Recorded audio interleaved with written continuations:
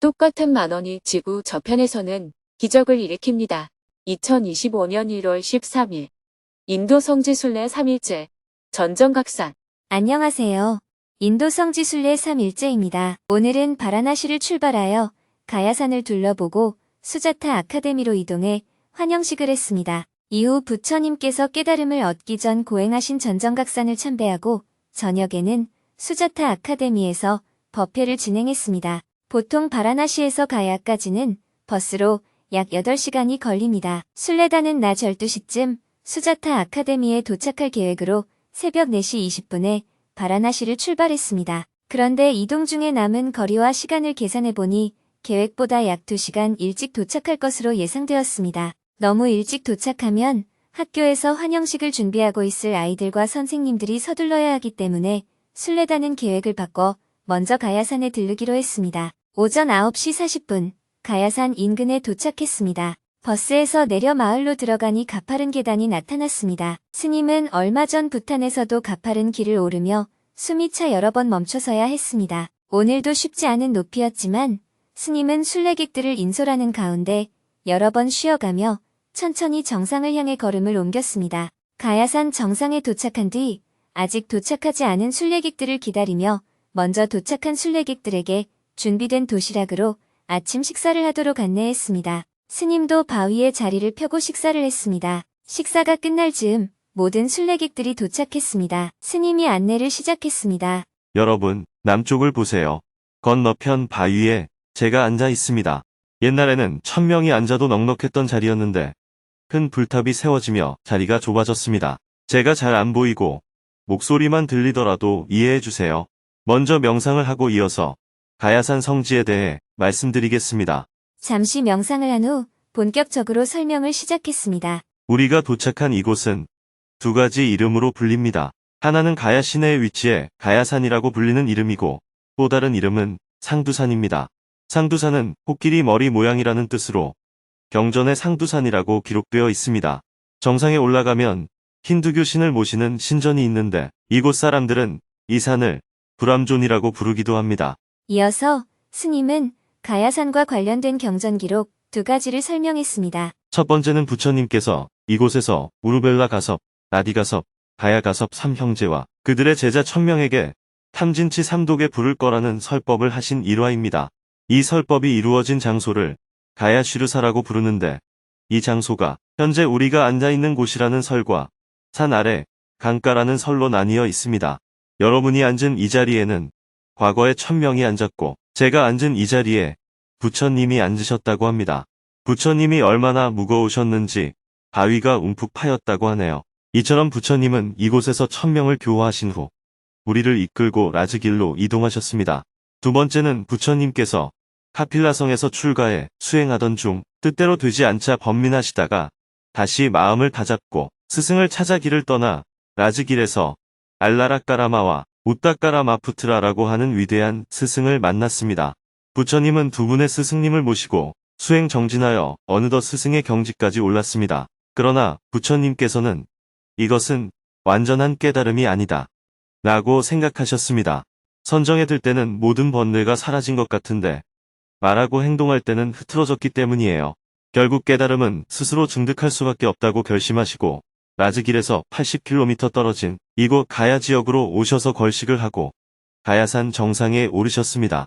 정상에서 네이란자라 강 건너 둥게스와리 지역을 발견하셨고 그곳이 수행 정진하기에 적합하다고 판단해 전정각산 아래로 이동하셨습니다. 부처님은 전정각산에서 용맹 정진했지만 깨달음을 얻지 못하자 자신의 수행을 돌아보고 반성하셨습니다. 그러다 욕망을 억제하거나 따르는 양극단 모두가 욕망에 반응하는 것임을 깨달으셨습니다. 이것이 중도의 발견입니다. 가야산은 부처님께서 수행처를 발견하신 곳이자 가섭 삼형제와 1000명을 교화하고 전법의 길을 시작하신 출발점으로 큰 의미를 가지고 있습니다. 설명을 마치고 잠시 명상을 한 후 순례단은 오전 11시 40분에 수자타 아카데미로 출발했습니다. 오후 12시 10분 둥게스와리 수자타 아카데미에 도착했습니다. 학생들이 순례단을 맞이하기 위해 예쁜 옷을 입고 기다리고 있었습니다. 수자타 아카데미에 오신 것을 환영합니다. 환영의 인사와 함께 아이들의 얼굴에는 웃음이 가득했습니다. 스님은 순례단의 선두에 서서 학교를 향해 한 걸음씩 걸었습니다. 그 순간 학생들이 연주하는 신나는 나팔 소리와 북소리가 울려 퍼졌습니다. 곧 수자타 아카데미에 한 학생이 먼저 다가와 스님에게 꽃 목걸이를 걸어주었습니다. 스님은 학생과 함께 노란 문을 지나 교문 입구까지 걸었습니다. 이어서 나머지 학생들도 순례객 한 사람 한 사람에게 꽃 목걸이를 걸어주며 환영했습니다. 순례단 앞에는 코끼리 등에 올라탄 1학년 학생이 꽃비를 뿌려주었습니다. 흩날리는 꽃잎 아래 순례단의 발걸음이 더욱 아름다워 보였습니다. 순례단은 수자타 아카데미로 들어가 먼저 법당을 참배하고 20년 전 수자타 아카데미에서 봉사하다 괴한의 습격으로 세상을 떠난 고설성봉님의 탑을 참배했습니다. 이어서 집 앞 병원을 둘러보고 운동장으로 향했습니다. 운동장에는 따뜻한 차와 과자가 준비되어 있었습니다. 장시간 이동으로 지친 순례단은 따뜻한 차를 마시며 잠시 피로를 풀었습니다. 400여 명의 순례단이 모두 운동장에 자리를 잡자 환영식이 시작되었습니다. 먼저 수자타 아카데미 전교생이 함께 춤을 추며 환영식의 막을 열었습니다. 아이들의 몸짓이 무척 순수하고 예뻤습니다. 순례단도 자리에서 일어나 아이들과 마주보고 함께 춤을 추었습니다. 다음으로 각 학년별 축하 공연이 이어졌습니다. 아이들은 화려한 공연 의상을 입고 자신감 넘치는 표정으로 능숙하게 춤을 췄습니다. 자유롭고 아름답게 피어나는 모습에 감탄이 절로 나왔습니다. 축하 공연을 4개나 보았지만 환영식을 마치려니 무척 아쉬웠습니다. 스님이 웃으며 말했습니다. 내일 모레 개교 기념식에 더 많은 공연이 준비되어 있다고 합니다. 개교 기념식에서 다시 보기로 하고 지금은 전정각산으로 이동하겠습니다. 오후 1시 30분이 되어 전정각산으로 출발했습니다. 전정각산에 도착한 후 모두 가사를 수하고 자리에 앉자 스님은 설명을 시작했습니다. 저기 앞에 보이는 하얀 건물이 보이죠? 부처님께서 6년 고행하시던 시절 밤에는 추위를 피하려고 동굴에서 수행하며 주무셨다고 합니다. 여름에는 더위를 피해 동굴에 들어가기도 하셨죠. 저 위에 있는 동굴은 부처님의 그림자를 남겨두었다 해서 유영굴이라고 부릅니다. 그림자라고 하지만 사실 부처님께서 오래 머물며 수행한 흔적과 채취가 남아있다는 뜻으로 그렇게 부르는 것 같아요.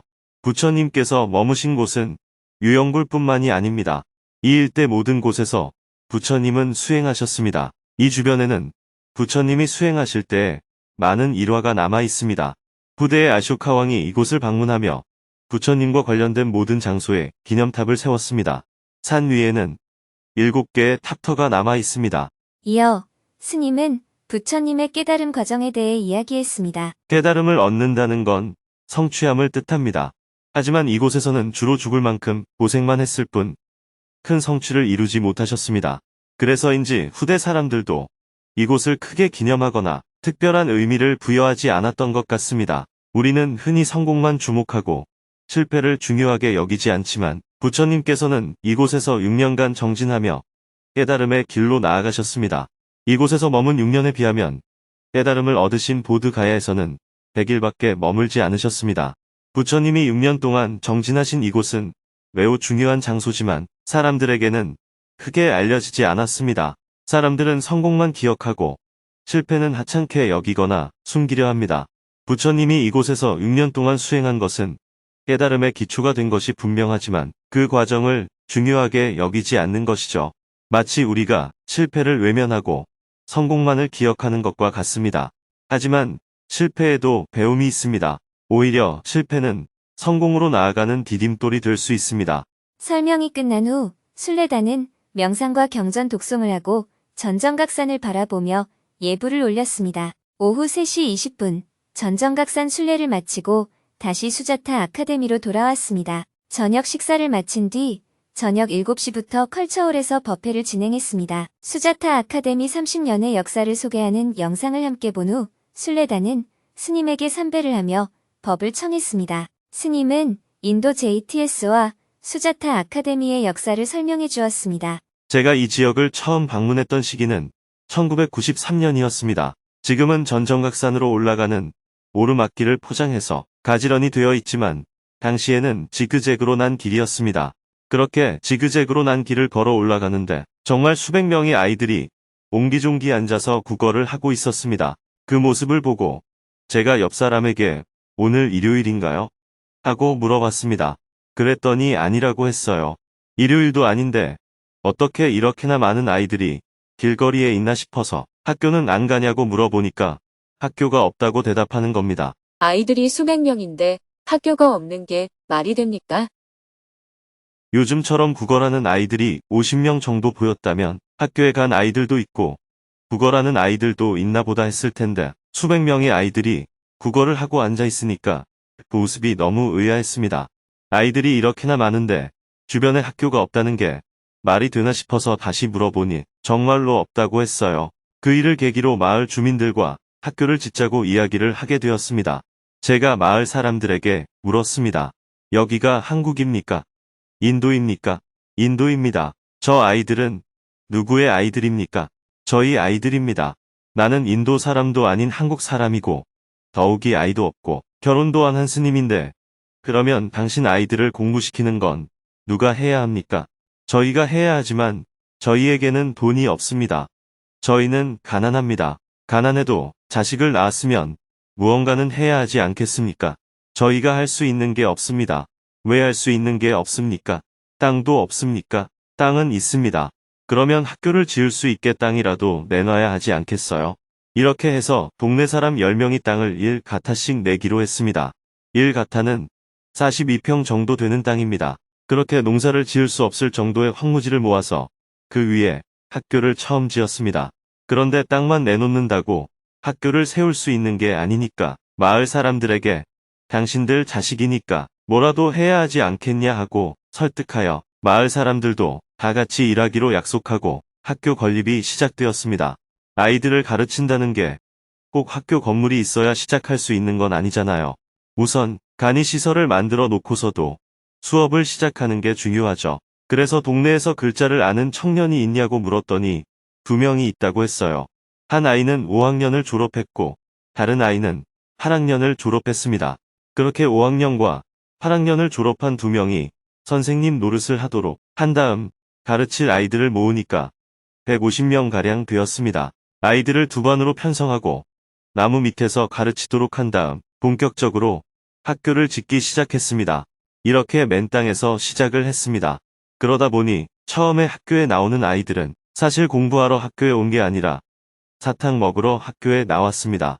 주말마다 학교에 나온 일수만큼 사탕을 나눠줬거든요. 어쨌든 그렇게라도 학교에 다니도록 했는데 아무리 해도 초기에는 아이들을 전부 취약시키기가 어려웠습니다.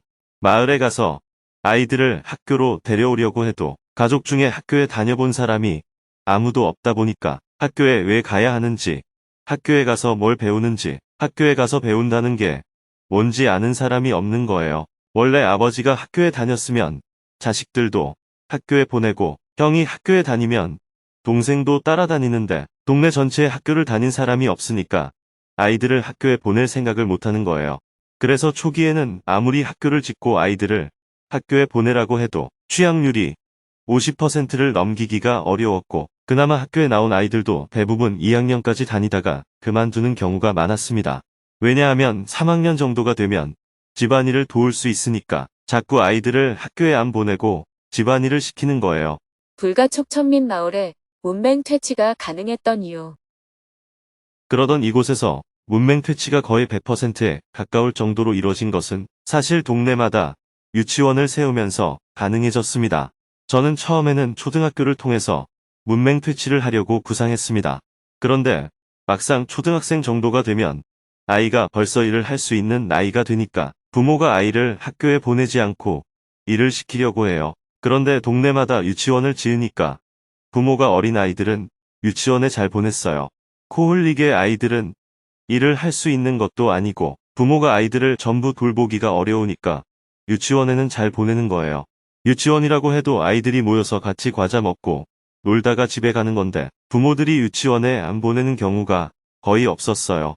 왜냐하면 아이가 유치원에 가야 부모도 일을 할 수 있으니까요. 그렇게 코 흘리게 때부터 친구랑 같이 유치원에 다니고 또 친구가 있다 보니까 유치원을 졸업하면 같이 초등학교에 입학하게 된 겁니다. 원래 아이들은 주변 친구들을 따라가게 되잖아요. 그래서 문맹 퇴치는 초등학교로 인해 가능했다기보다는 결과적으로 유치원으로 인해 가능했습니다. 유치원을 세운 뒤로는 매일 아이들을 부르러 다니지 않아도 되었습니다. 현재는 15개 동네에 있는 유치원 학생들이 1,000명 정도 됩니다. 그런데 유치원을 졸업하는 학생들이 전부 수자타 아카데미로 오면 JTS가 감당을 하지 못합니다. 만약 JTS가 그 학생들을 다 받았다면 초등학생이 1,000명이 훨씬 넘게 되었을 테니까요.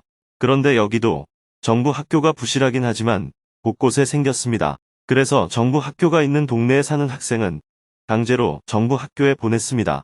우선 아이들이 전부 수자타 아카데미로 오게 되면 일단 수자타 아카데미도 과부하가 걸리지만 정부 학교도 운영하기가 어려워지기 때문입니다. 그래서 유치원은 수자타 아카데미에서 운영하는 유치원에 다니지만 사는 동네에 따라서 초등학교는 정부 학교에 가도록 했는데 초기에는 학부모들의 반발이 많았습니다. 왜냐하면 이곳 사람들은 대부분 천민인데 정부 학교는 양민들이 있는 마을에 생겼기 때문에 천민 아이들은 학교에서 차별을 받았기 때문입니다. 아이가 학교에서 차별을 받으면 얼마 지나지 않아서 학교에 안 가버립니다. 그리고 양민들은 다들 학교에 선배가 있는데 천민들은 학교에 처음 가니까 선배가 없어서 자리를 잡지 못하는 경우가 많았습니다.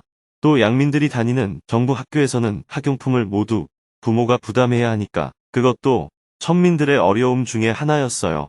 초기에는 반발도 좀 있고 부작용도 있었지만 학부모들을 설득하고 시간이 흐르면서 결국 정부 학교에 정착해서 다니게 되었습니다. 대신 도저히 정부 학교에 적응하지 못하는 아이들이나 불가촉천민이라는 이유로 심하게 차별을 받는 경우에는 수자타 아카데미에서 수용하도록 하고 있습니다.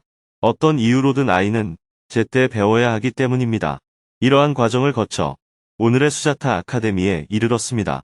현재 초등학생의 수는 분교까지 모두 합하여 500명 정도가 되고 중학생이 약 200명, 유치원생은 약 1,000명 됩니다. 총 1,700여 명의 아이들이 현재 수자타 아카데미에서 교육을 받고 있습니다. 그리고 학교 옆에 집 앞 병원이 있는데 여러분이 일반적으로 생각하는 병원이라기보다는 보건소 역할을 하고 있다고 보시면 됩니다. 학교와 병원을 운영하는 일 외에도 마을에서 어려운 사람들을 돕거나 핸드펌프를 통한 식수 문제 해결 등 마을 개발도 해왔는데 요즘은 인도 경제가 많이 좋아져서 정부의 지원이 점점 늘어나고 있습니다. 그래서 전체적으로 도로 사정도 나아지고 있고 초가집도 대부분 벽돌집으로 바꾸는 등 점차 개선되어 가고 있는 상황입니다. 생각보다 쉽지 않았던 마을 개발. 저희가 지금까지 진행한 사업 중 교육은 나름대로 성공적이었습니다. 병원을 통해 결핵 퇴치를 해낸 것과 유아 사망과 산모 사망을 많이 낮춘 것도 성공적이었습니다. 반면 마을 개발은 생각보다 효과적이지 못했습니다. 마을 개발을 해서 주택을 건설하거나 도로를 닦거나 농업 생산량을 늘리거나 생산협동조합과 소비협동조합을 만들거나 마을은행을 만드는 일을 해보고 싶었는데 첫째, 저희들의 역량이 많이 부족했습니다. 둘째, 이곳 사람들은 그냥 가난한 게 문제가 아니라 불가촉 천민이다 보니 어디 가서 품팔이를 해서만 살지 자기 땅을 가지고 경작하고 살아가는 경우가 극히 드뭅니다. 그러다 보니까 주민들이 참여하는 생산협동조합과 같은 조직을 형성할 만한 토대를 마련할 수가 없었습니다. 주민들이 글자를 전혀 모르는 문제가 있기도 하고 물론 이 부분은 앞으로 글자를 아는 젊은이들이 많이 생겨나니까 조금 나아질 수 있지만 전반적으로 삶을 영위하는 방식이 일반 농촌과는 많이 다릅니다. 조금이라도 자기 땅을 가지고 농사를 지으면서 가난하게 사는 사람들이어야 협동조합을 만드는 게 가능한데 이곳은 도시의 빈민처럼 양민 마을 주위에 천민들이 있고 주인 집에 가서 품을 팔아 먹고 사는 시스템을 가지고 있다 보니 마을 개발을 하기가 쉽지 않았습니다. 마을 개발은 누군가 정교하게 설계를 하고 투자를 하지 않으면 성공하기가 어려운 일입니다. 그래서 지금까지는 잘 이루어지지 않고 있습니다. 특히 이곳에 와서 봉사하는 JTS 활동가들이 대부분 젊은 사람들입니다. 젊은 사람들은 학교를 관리하는 일까지는 할 수 있는데 마을 개발은 경험이 없어서 어려워하는 편입니다. 반면 연세가 드신 거사님들은 경험이 있기 때문에 마을 개발을 할 수 있는데 이곳에서 장기간 봉사하는 것을 어려워합니다. 장기 봉사를 해야 마을 개발을 진행할 수 있는데 나이 드신 분들은 음식에 적응하는 것도 어렵고 말도 잘 안 통하고 기후를 견디는 것도 어렵습니다. 여름에 50도까지 올라가는 것도 견디기 어려워하고 겨울에 으슬으슬 추운 것도 견디기 어려워합니다. 그럼에도 불구하고 오늘의 모습에 이를 수 있었던 것은 그동안 거쳐간 수많은 봉사자들이 있었기 때문입니다. 지난 30년 동안 1년 이상 머물며 봉사한 사람들을 세어보니 150명이 넘었어요. 아직 마을 개발까지는 확장하지 못했지만 그래도 수많은 봉사자들이 거쳐가면서 그 덕분에 현재의 모습이 이루어졌습니다. 똑같은 10,000원이 지구 저편에서는 기적을 일으킵니다. 여러분이 낸 보시금이 잘 쓰이면 이렇게 아이들에게 교육의 기회가 주어집니다. 아픈 사람에게는 치료의 기회가 주어집니다.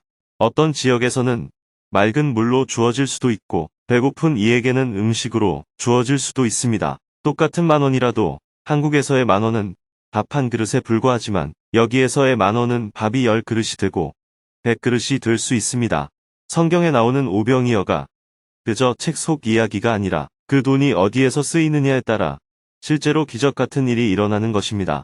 우리가 자신의 생활 속에서 낭비하고 있는 부분을 줄여서 그 돈을 지구 저편에 내 눈에 보이지 않고 내 귀에 들리지 않는 사람들에게 전달한다면 그들의 고통을 덜어주는데 큰 도움이 됩니다. 물론 여러분도 보셨듯이 돈만 있다고 되는 일은 아닙니다. 이곳에 쓰인 돈만 갖고 이런 일이 형성될 수는 없습니다. 돈보다 더한 정성, 아이디어, 지속적인 노력들이 모여서 지금의 결과를 만들어내고 있습니다. 모든 게 다 잘 되었느냐 하고 묻는다면 잘 되지도 않았고 잘 되고 있느냐 하고 묻는다면 지금도 잘 되고 있는 것은 아닙니다. 항상 많은 과제들이 남아 있습니다. 설명을 듣고 나서 순례단은 손을 들고 궁금한 점에 대해 질문을 했습니다. 2명이 스님에게 질문을 했습니다. 인도 성지 순례를 다니는 동안 어머니가 아기를 안고 구걸하는 모습을 보면서 불편한 마음이 올라왔습니다. 그들을 불편하게 여기는 마음이 부처님이 사문유관에서 느꼈던 마음과 비슷한 건가요? 제가 보기에는 인도의 가난한 사람들이 불쌍해 보이는데 인도 사람들은 스스로 그렇게 생각하지 않는 것 같습니다. 이것을 어떻게 봐야 할까요? 마지막 질문에 대해 스님이 답변을 하며 증문즉설 시간을 마쳤습니다. 인도의 가난한 사람들이 불쌍해 보이는데 이 마음을 어떻게 봐야 하죠? 인도 사람들이 우리와 다른 관점을 가지는 이유는 첫째, 그들이 이런 사회에서 태어나서 자랐기 때문입니다. 그들은 이런 체제에 이미 적응이 되어 있습니다. 둘째, 인도에서 카스트는 직업으로 나눠져 있습니다. 원래 카스트는 신분 제도였는데 신분에 따른 직업이 고정화되었어요. 이발사의 아들은 이발사를 하고 운전사의 아들은 운전사를 하고 청소부의 아들은 청소부가 됩니다. 그렇게 3,000여 개의 직업이 분류되어 있어요. 카스트를 브라만, 크샤트리아, 바이샤, 수드라 이렇게 4개로 크게 나눈 것은 바르나라고 하고요. 그 안에 세부적인 카스트는 3,000여 개나 있는 것입니다. 이것은 인도의 전통 문화이고 인도인들은 자신의 인생을 카르마, 즉 숙명으로 받아들입니다. 우리가 가축을 부릴 때 소는 쟁기를 메어 밭을 가는 것이 소의 할 일이고 마른 사람을 태우고 다니는 것이 말의 할 일이라고 여기는 것과 같습니다. 인도 사람들은 자신의 카스트에 맞는 일을 최선을 다해 함으로써 다음 생에 좋은 곳에 가게 된다고 믿습니다. 그렇게 믿고 자기 나름대로 살아가는 것입니다. 아마 질문자가 만난 인도인은 인도의 사유체계로 그런 말을 했을 것이라고 보입니다. 인도 문화의 이해를 돕기 위해 예를 들어보겠습니다. 조선시대에는 7살짜리 양반 아이가 60살 된 영감한테도 여봐라 하고 부르잖아요. 그러면 나이 많은 상놈이 예하고 달려옵니다. 미국에서 흑인 노예가 있던 시절에는 어린 백인 아이들이 다 큰 흑인 어른들을 동물 대하듯 막 부렸죠. 힘을 가지고 논할 수 있는 일이 아니었어요. 노예제도라는 사유체계가 잡혀 있었기에 그렇게 생활할 수밖에 없었습니다. 오늘날 우리가 볼 때는 말이 안 되는 일이지만 그 당시 사람들의 사유체계에서는 그렇게밖에 생각하지 못했던 거죠. 옛날에 우리나라에서도 여성은 남편의 말에 무조건 따라야 하고 자식은 부모의 말을 무조건 들어야 하는 것을 당연시했습니다. 하지만 오늘날에 와서는 여성을 차별하는 일이라고 보잖아요. 사유 방식이라고 할 수도 있고 하나의 업식이라고 할 수도 있는 일인데 그에 따라 살았던 것입니다. 그렇다고 지금 시대는 무조건 옳고 옛날 시대는 무조건 틀렸다고 말할 수 있을까요? 지금 시대에는 학교 공부를 잘해서 성적이 높으면 법대를 가거나 의대를 가서 의사와 변호사가 되어 돈을 많이 버는 것이 당연하다고 생각합니다. 나는 공부를 못하고 능력이 안 되니 그냥 농사짓고 노동자가 되는 것은 어쩔 수 없다고 생각합니다. 이렇게 능력주의라는 것도 옛날의 신분 제도와 똑같은 일종의 세뇌입니다. 옛날에는 내가 태어나기를 상놈으로 태어났으니 방법이 없다. 내가 여자로 태어났으니 다른 길이 없다 하고 생각했듯이 오늘날은 학교 교육을 통해 계급 질서를 만들어 놓았기 때문에 내가 능력이 없는 걸 어떻게 저 사람이 잘난 걸 어쩌겠어 하고 받아들이고 있는 겁니다. 우리가 옛날 사유체계는 잘못되었다고 하면서 지금의 능력주의는 받아들이듯이 어쩌면 몇 세기가 지난 다음 시대에는 이렇게 능력주의로 차별하는 것을 부정하는 시스템이 자리 잡게 될지도 모릅니다. 오늘날은 아버지가 대통령이라고 해서 아들이 대통령이 되는 건 안 된다고 하면서 아버지가 재벌이면 아들이 이어서 재벌이 되는 건 또 된다고 하잖아요. 지위를 세습하는 것은 안 되지만 재물을 세습하는 건 허용되는 것은 왜일까요? 자본주의 때문입니다. 만약 미래에 재물을 세습하는 게 안 되는 사회가 되어 오늘날을 돌아보면 지금 사회는 진짜 불평등한 사회로 평가될 겁니다. 자기 아버지가 돈이 많으면 아들이 저절로 돈이 많아지는 게 말이 되는가 하고 생각하게 될 겁니다. 자기 아버지가 대통령이라고 해서 아들이 대통령이 되는 게 말이 안 된다고 하는 것과 같은 거예요. 옛날보다 좀 평등해진 것은 맞지만 오늘날의 우리들도 똑같이 사유체계 안에 갇혀 있습니다. 그런 우리가 지금 인도 사람들을 인도의 사유체계 안에 갇혀 있다고 보는 것이죠. 우리가 볼 때는 말이 안 되는 것 같지만 그들은 자기들의 문화 속에서 태어나 자라왔기 때문에 그런 사유체계를 받아들이고 사는 것입니다. 부처님의 위대함은 바로 그러한 시대적 한계를 벗어났다는 데 있어요. 왕자로 태어나서 부와 지위를 누리는 것을 당연하다고 여길 수밖에 없는 상황에서 자신의 부가 타인의 고통 속에 있음을 자각한 것입니다. 그래서 붓다는 나중에 깨달음을 얻고 난 뒤에 우리가 추구하는 행복이 타인의 불행 위에 존재함을 설파하게 됩니다. 지금 우리가 인도에 와서 이곳 사람들이 사는 것을 보고 충격을 받았다 해도 다시 한국으로 돌아가면 끝나잖아요. 부처님 당시와 비교하면 지금 한국이라는 나라는 왕궁과 같습니다. 우리가 이곳 인도에 온 것은 마치 부처님이 성문 밖으로 나가 중생의 고통을 본 것과 같은 거예요. 보통 사람들은 그런 모습을 보고 내가 저런 꼬락서니가 안 되려면 인도 말고 한국에서 살아야겠다. 나만 잘 살면 된다 하고 생각하는데 부처님은 왜 이런 불평등이 생길까? 어떻게 하면 이런 고통으로부터 벗어나는 길을 찾을 수 있을까 하고 사유하기 시작했습니다. 그와 같은 의문과 사유는 어른들이 보기에는 쓸데없이 보였을지 모르지만 붓다는 그것을 통해 위대한 깨달음을 얻은 것입니다. 질문자가 그 사람을 불쌍히 여기는 것은 경계에 따라 일어난 마음입니다. 기뻤다가 슬펐다가 하는 것이 경계에 따라 일어나는 마음인 것처럼요. 경계에 따라 기분이 좋아서 들뜨는 것은 수행이 아닙니다. 좋은 기분이 일어나는 것은 어쩔 수 없어요. 자신의 카르마이니까요. 그러나 거기에 덩달아 들떠서 즐겼다고 한다면 그것은 중생심이라고 할 수 있습니다. 슬픔이 일어나는 것 또한 자신의 카르마이지만 그 슬픔에 빠져들었다면 그것이 중생심이라는 것을 알아야 합니다. 내 마음에 슬픔이 일어나고 연민이 생기는 것을 알아차렸을 때 나는 작은 일이라도 무엇을 할 것인가 하는 관점으로 돌아올 수 있어야 합니다. 감정에 빠지지 않고 평정심을 유지하면서 그 아이에게든 그 장애인에게든 그 아이 엄마에게든 조금이라도 도움이 될 수 있는 일이 무엇인가를 생각하고 그것을 실행할 수 있느냐가 중요합니다. 그것이 바로 보살심입니다. 그저 슬펐다가 기뻤다가 불쌍했다가 귀찮았다가 하는 것은 중생심에 불과합니다. 중생심이 중생심인 줄 알아야 합니다. 중생심을 가지고 자비심이라고 말하면 안 되는 거예요. 그 아픔과 슬픔, 연민은 자비심을 갖게 되는 계기가 되지만 그 자체로는 자비심이 아닙니다. 그것은 중생심일 뿐입니다. 이런 관점에서 질문자가 자신을 좀 더 관찰해 보면 좋겠습니다.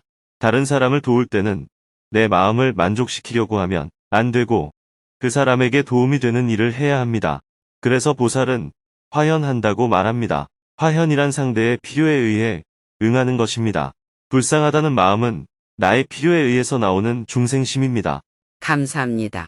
잘 알았습니다. 아쉽지만 밤 9시가 넘자 내일 순례를 위해 법회를 마쳤습니다. 스님은 순례 중에 다리를 다친 분을 찾아가 상태를 살펴보았습니다. 보드가야를 벗어나면 공항이 없습니다. 한국으로 돌아가시려면 준비를 서둘러야 합니다.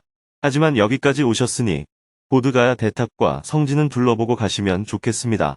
내일 차량을 하나 배정해 드릴 테니 성지를 둘러보세요.